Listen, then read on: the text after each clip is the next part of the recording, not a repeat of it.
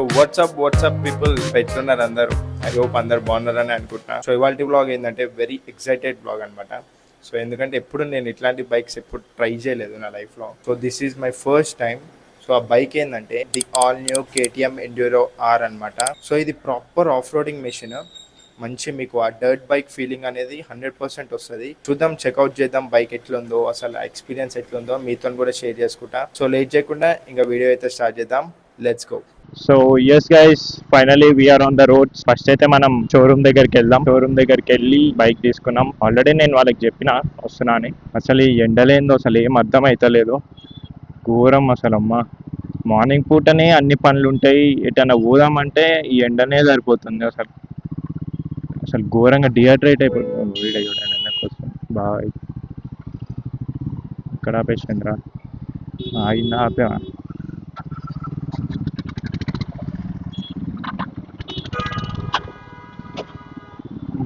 పోతున్నాం. So yeah, ఘోరంగా ఎండలు. అసలు మనకే ఇది అనుకుంటే పాపం రోజు బయటికి వెళ్తే కానీ పనులు అవ్వని వాళ్ళు చాలా మంది ఉంటారు. సో మరి వాళ్ళ పరిస్థితి ఏందో నాకు అర్థమవుతలేదు. సో గైస్, మంచిగా హైడ్రేట్ అవుతుండండి, మంచి ఎలక్ట్రోలైట్స్ తీసుకోండి బాడీలోకి, ఆ ఎనర్జీ ఉంటుంది అనమాట. మీకు గుర్తే ఉంటుంది ఒకసారి KTM Adventure 390 రైడ్కి వెళ్ళిండే, మనం లాంచ్ ఈవెంట్కి వెళ్ళిండే. ఇప్పుడు కూడా నేను అదే షోరూమ్కి వెళ్తున్నా. Adventure 390 అప్పుడు వస్తా అని చెప్పిన టెస్ట్ రైడ్కి, బట్ అప్పుడు కుదరకుండా Enduro 390కి కుదిరిందనమాట మనకి.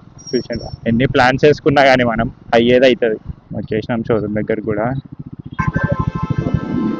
One eternity later. So yes guys, finally we got the all new KTM Enduro R version అనమాట. ఇట్లా కూర్చొని నడుపుతుంటేనే అడ్వెంచర్ ఫీలింగ్ అనిపించేస్తుంది నాకైతే, ఎప్పుడెప్పుడు పుల్ చేయాలా అనేసి. మ్యాడ్ ఉంది గైస్. చూడటానికి అయితే కొంచెం హ్యూజ్గానే ఉంది, మీకు వీడియోలో చూస్తే కొంచెం చిన్నగా అనిపించచ్చు, but it looks huge guys. మంచి ఇప్పుడే పాపం వాషింగ్ చేయించి ఇచ్చిండు అనమాట. కొంచెం బైక్ని కొంచెం ఫీల్ అవుతున్నా నేను. సో కొంచెం ఫీల్ అయిన తర్వాత వీ కెన్ ప్రాపర్లీ రివ్యూ కదా. కొంచెం ఫీల్ అవుతే నాకు కూడా అర్థమవుతుంది ప్రాపర్గా అసలు ఎట్లా వర్క్ అవుతుంది బైక్ అనేది. సో దీంట్లో కొన్ని ఫీచర్స్ అయితే ఉన్నాయి. నాకు ఇక్కడ బటన్లు అయితే మస్తు అనిపిస్తాయి, చాలా కనిపిస్తున్నాయి బటన్స్ ఇక్కడ. సో చూద్దాం, అన్నీ చూద్దాం మనం. మంచిగా టైం తీసుకొని చేద్దాం, తొందర ఏం లేదు.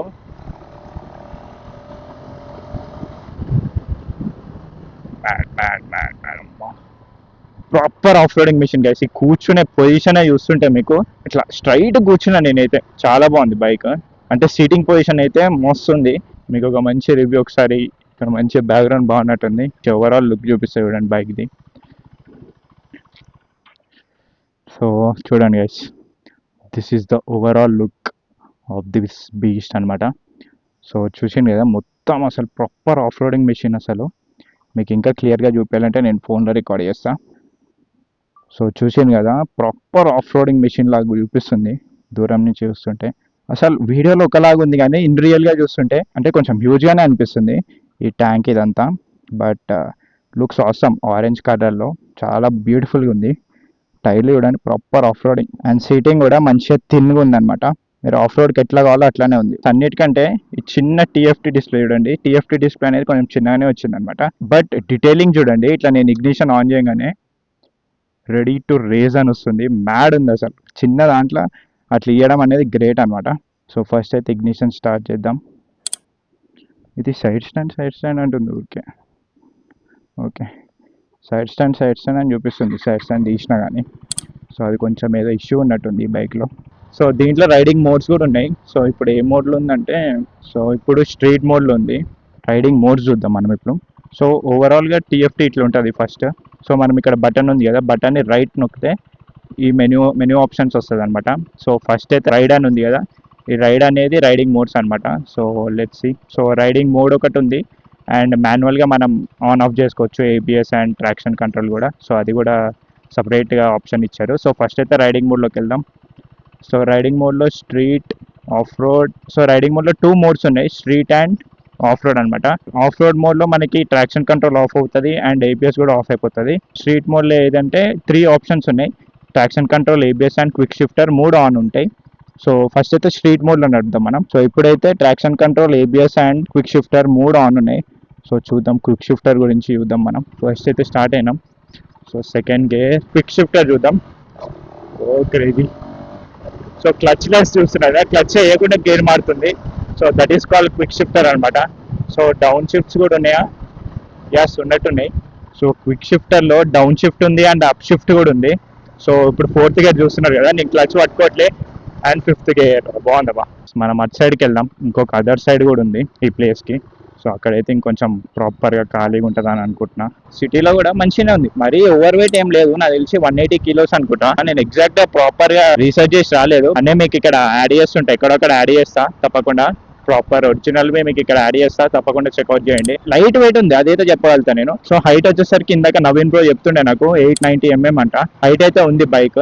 అండ్ డెఫినెట్ గా ఉంటది కూడా, ఎందుకంటే ప్రాపర్ ఇది ఆఫ్ రోడ్ బైక్ అనమాట. మనకి KTM అడ్వెంచర్ 390 ఎట్లయితే ఉంటుందో సో సేమ్ అదే హైట్ లో అనిపిస్తుంది నాకైతే. సో నాకు తెలిసి దానికంటే ఇంకెక్కువ ఉంది అనిపిస్తుంది ఇదైతే. సో ఈజీగా మీరు 5'7" అండ్ అబోవ్ ఉంటేనే దీన్ని డ్రైవ్ చేయగలుగుతారు. సో నా హైట్ వచ్చేసరికి 5'9" అనమాట. నాకైతే ఒక సైడ్ ఫుల్ అందుతుంది, ఇంకో సైడ్ అయితే ఓన్లీ టిప్ అందుతుంది. అంటే మీకు మంచి స్కిల్స్ ఉంటే చెప్పలేం, నా డ్రైవ్ చేసేయచ్చు 5'4", 5'5". వాళ్ళు కూడా మీ దగ్గర మంచి స్కిల్ ఉంటే డ్రైవ్ చేసేయచ్చు, నో ఇష్యూ. సో ఇప్పటికైతే నేను స్ట్రీట్ మోడ్ లోనే నడుపుతున్నా. And quick shifter is okay. Throttle lock అవుతుందబ్బా, అది ఎందుకో తెలుస్తలేదు. నేను వేరే రివ్యూ వీడియో కూడా ఒకటి చూసిండే, డీనో అన్నది. అన్న కూడా సేమ్ ఇష్యూ అయింది, ఇట్లానే బైక్ థ్రాటిల్ అనేది లాక్ అయిపోయింది అనమాట. సో ఇప్పుడంటే ఇట్లా ఖాళీ ఉంది కాబట్టి నో ఇష్యూస్. కానీ బట్ కొన్ని సిచ్యువేషన్స్ లో చాలా డేంజర్ అది. డీనో అన్న, మీరు ఒకసారి డీనో అన్న రివ్యూ కూడా చూడండి, మీకు అర్థమవుతుంది. అంటే క్విక్ షిఫ్టర్ వల్ల ఇష్యూ నాకు అర్థమైంది. నేను ఇప్పుడు క్విక్ షిఫ్టర్ యూజ్ చేసిన అనమాట ఇప్పుడు అక్కడ. సో దానివల్ల లాక్ అయిందా నాకు అది అర్థమైతలేదు. బట్ రైడ్ క్వాలిటీ అదంతా టాప్ నాచ్ ఉంది, నాకు ఎక్కడ ఏం ఇష్యూ అనిపిస్తలేదు. బ్రేక్స్ కానీ ఏంది కానీ ఒకసారి చూద్దాం. బ్రేక్స్ కూడా వెనకాల ఎవరు వస్తలేరు. సో చూడండి, ఇట్లా కొట్టగానే అవుతుంది బండి. సస్పెన్షన్ అయితే బ్యూటిఫుల్ అసలు. పక్కకెళ్ళి ఇట్లా స్కూటీ పోతుంటే మనం పైన ఈ హైట్లో కూర్చున్నట్టుంది. ఏమైంది, మొత్తం పోలీసు వాళ్ళు వచ్చిందండి. లైక్ ఫైరింగ్ అని పోలీసు వాళ్ళు అందరూ వచ్చిండ్రు. ఏమైంది? సో ఇది అయినట్టుంది ఫైర్ యాక్సిడెంట్ అయితే. So yeah, coming to the point. So ఇక్కడ ఇప్పుడు కొంచెం ఆఫ్ రోడ్ టెరైన్ ఉంటుంది. సో మనం ఆఫ్ రోడ్ మోడ్లో కేసు అయితే చూద్దాం ఒక్కసారి. Of road mode selected. So ఇప్పుడు చూస్తున్నారు కదా, ABS turn off, traction control turn off, quick shifter కూడా టర్న్ ఆఫ్, అన్ని టర్న్ ఆఫ్, మొత్తం రా బైక్ ఇప్పుడు. సో ఇప్పుడు పవర్ చూద్దాం. Okay okay. సో ఇదే నేను చెప్పిన ఆఫ్ రోడ్. కొంచెం టెస్ట్ చేద్దాం. చిన్న ఆఫ్ రోడ్ వెళ్ళింది, పెద్ద ఏం కాదు. సస్పెన్షన్ అయితే అసలు నాకు తెలుస్తలే కూడా తెలుస్తుంది కదా. పవర్ స్లైడ్, అమ్మ పవర్ స్లైడ్ అవుతుంది ఇది. నా టెన్షన్ ఏంటంటే దీనిలో ఫ్యూయల్ తక్కువ ఉంది, ఏడా అయిపోతుందేమో అని టెన్షన్ ఉంది. రిజర్వ్లో పడ్డది ఆల్రెడీ, ఎక్కువ దూరం వద్దులేండి. కొంచెం అటు సైడ్ పోతే ఏంటంటే కొంచెం ఖాళీగా ఉంటుంది అనేసి నా బాధ. సో అటు సైడ్ పోయి కొంచెం ఈ బండిని క్లియర్గా మంచిగా రివ్యూ చేద్దాం. సో ఎస్, ఇక్కడ మంచి చెట్లు ఉన్నాయి, మంచిగా రివ్యూ చేసుకుందాం. సో మీకు ఈ ప్లేస్ గుర్తుండుంటే మనం స్క్రామ్లర్ని కూడా ఇక్కడనే రివ్యూ చేసినాం అనమాట. సో ఇప్పుడు KTM Enduro R తో వచ్చినాం మళ్ళీ మనం ఈ ప్లేస్కి. ఈ ట్రాన్స్ఫార్మర్స్ సినిమా మీరు చూసినట్టే ట్రాన్స్ఫార్మర్స్లో ఒక బైక్ ఉంటుంది అబ్బా, సేమ్ ఇట్లానే అనిపిస్తుంది నాకు. ఆ డిజైన్ వర్షన్ చూడండి, ఈ ఫ్రంట్ హెడ్ లైట్ అవంతా చూస్తుంటే ఏదో ఒక ట్రాన్స్ఫార్మర్ బైక్ లాగా ఉంది. సో ఇంజన్ గురించి మాట్లాడుకోవాలనుకుంటే 390cc engine which producers 44 horse power and 39 Nm of torque అనమాట. సో పవర్ విషయంలో మీరు KTM గురించి డౌట్ పెట్టుకోవాల్సిన అవసరమే లేదు, ఎందుకంటే వాళ్ళు అసలు కాంప్రమైజ్ అవ్వరు ఎక్కడ పవర్ విషయంలో కానీ అండ్ స్పెసిఫికేషన్స్ పరంగా కానీ ఎక్కడ కాంప్రమైజ్ అవ్వరు. మీకు నార్మల్గా డ్యూక్లో, RCలో అండ్ అడ్వెంచర్లో కూడా చూసే ఉంటారు కదా మీరు, ఇక్కడ వాళ్ళు కాంప్రమైజ్ అవ్వరు అనమాట. బైక్ అయితే లిక్విడ్ కూల్డ్ అనమాట and 6-speed gear box system ఉంది. సో ఇంజన్ స్పెసిఫికేషన్స్ అయితే అవి. అండ్ మీరు ఫ్రంట్ సస్పెన్షన్ కూడా చూడొచ్చు, ఎపెక్స్ వాళ్ళది. అండ్ బ్యాక్ కూడా సేమ్ ఎపెక్స్ వాళ్ళదే. అండ్ రెండు సస్పెన్షన్స్ రీబాండ్ అడ్జస్టబుల్ అనమాట. సో అడ్జస్టబుల్ సస్పెన్షన్స్తోనే ఇచ్చారు. సో ఇక్కడ చూడండి మీరు. So coming to the wheels guys. So front tyre వచ్చేసరికి 21-inch టైర్ అనమాట. ఇది ఎండ్యూరో ట్రైల్ అని రాసి ఉంది. సో మస్తు ఉంది అసలు, ప్యాటర్న్ కూడా చూడండి మీరు, ఇంత గ్రిప్ ఉంది చూసిండ్రా ఈ టైర్లో. సో ఇదంతా స్టాక్ బైకే. సో మొత్తం ఈ నకిల్ గార్డ్స్ కానీ ఈ ఇంజన్ బార్స్ కానీ ఏవైతే ఇప్పుడు ఈ బైక్లో ఈ బైక్ ఎట్లుంది ఇప్పుడు ఎగ్జాక్ట్గా, సో ఇదంతా ఇట్లనే వస్తుంది. మీరు కొనుక్కుంటే మాత్రం స్టాక్ బైక్ ఇట్లనే ఉంటుంది అనమాట. సో ఏవి ఎక్స్ట్రా యాక్సెసరీస్ ఫిట్ చేసి లేదు ఈ బైక్లో. అండ్ రేర్ టైర్ వచ్చేసరికి 18-inch అనమాట. సో ఇది కూడా చూడండి మంచి గ్రిప్తోని, అసలు చాలా బాగుంది. ఈ వ్లాగింగ్ అంటే ఈజీ కాదు గైస్, మధ్యలో ఎంత బ్రేక్ అయిపోయింది చూడండి. నా ఐఫోన్ ఏదైతే రికార్డ్ చేస్తున్నానో నేను, టెంపరేచర్ ఇష్యూ అంట. టెంపరేచర్ ఇష్యూ, కూల్ అవ్వాలి ఫోను, అప్పుడే రికార్డ్ చేయగలుగుతావు అంటుంది. సరే అప్పటి వరకు అయితే కొంచెం అటు సైడ్ వెళ్దాం. ఇంకో ప్లేస్ అయితే చూసుకుందాం మనం. ఈ లోపల కొంచెం కూల్ కూడా అవుతుంది. సో ఇక్కడ ఈ అంకుల్ ఉన్నాడు కదా, ఆయన మీరు టింకువా అని అడిగిండు, దూరం నుంచి అడిగిండు. నాకు పాము వస్తుంది అన్నట్టు వినిపించింది. నేను పరేషాన్ అయిపోయినా, పాము ఏడొచ్చింది ఈడ అని. వచ్చినా రావచ్చు కదా, అట్లనే ఉంది ప్లేస్ కూడా. సో ఆగండి, ఫస్ట్ అయితే దీన్ని మనం నార్మల్ మోడ్లో పెట్టేద్దాం, మనకి ఇప్పుడు ఆఫ్ రోడ్ అవసరం లేదంతా. సో ఎస్, స్ట్రీట్ మోడ్లో అయితే పెట్టేసినాం.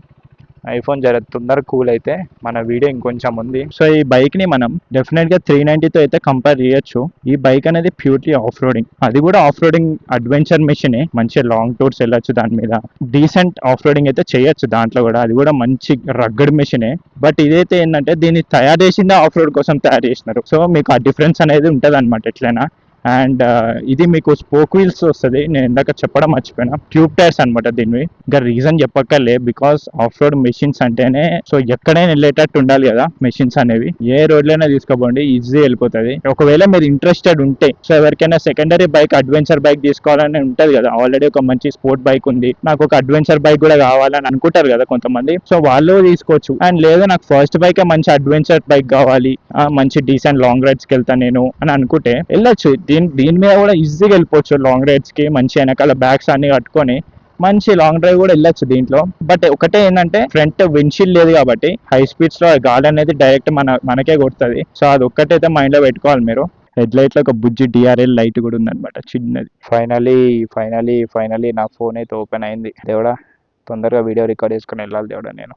సో ఎస్ గైస్, ఇందాక బ్రేక్స్ విషయం మాట్లాడుకుంటుంటే మనం ఇప్పుడు డిఫరెంట్ లొకేషన్కి అయితే వచ్చేసినాం. ఫ్రంట్ బ్రేక్ వచ్చేసరికి 285mm అనమాట, which is Bybre calipers. And rear విషయానికి వస్తే 240mm, ఇది కూడా బైబ్రీ క్యాలిపరే. బ్రేక్స్ అయితే టాప్ నాచ్ ఉన్నాయి, మంచి క్రంచీ బ్రేక్స్ ఉన్నాయి. So coming to the fuel tank capacity, fuel tank వచ్చేసరికి నాకు కొంచెం తక్కువ ఇచ్చినారు అనిపిస్తుంది, విచ్ ఈస్ 9 లీటర్స్ ఫ్యూయల్ ట్యాంకే. అండ్ దానికి కూడా ఒక రీజన్ ఉంది, ఎందుకంటే ఇది మెషిన్ తయారు చేసిందే ఆఫ్ రోడింగ్ కాబట్టి కొంచెం వెయిట్ మేనేజ్మెంట్లో కొంచెం తక్కువ ఫ్యూయల్ ట్యాంక్ ఇస్తే కొంచెం వెయిట్ అనేది వెహికల్లో తగ్గుతుంది అన్న సెన్స్లో కొంచెం తక్కువ ఫ్యూయల్ ట్యాంక్ అయితే ఇచ్చి ఉండొచ్చు. సో ఫ్యూయల్ ట్యాంక్ వచ్చేసరికి 9 లీటర్సే అనమాట. మీరు ఎప్పుడైనా లాంగ్ రైడ్స్ ఏదైనా ప్లాన్ చేయాలనుకుంటే ఈ బైక్ మీద అది ఒక్కటి కొంచెం కన్సర్న్ ఉంటుంది, ఎందుకంటే ఊరికే ఫ్యూయల్ స్టాప్ దగ్గరికి వెళ్ళి ఆగాల్సి వస్తుంది. సో ఎస్ గైస్, ఫైనలీ మొత్తం రివ్యూ అయితే తీసుకున్నా. సో ఇంకా వెళ్ళిపోదాం మొత్తం బండి అయిపోయిందండి, పెట్రోల్ అయిపోయిందా?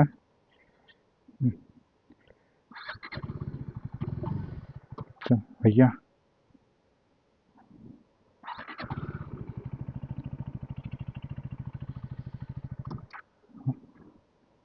Stand issue.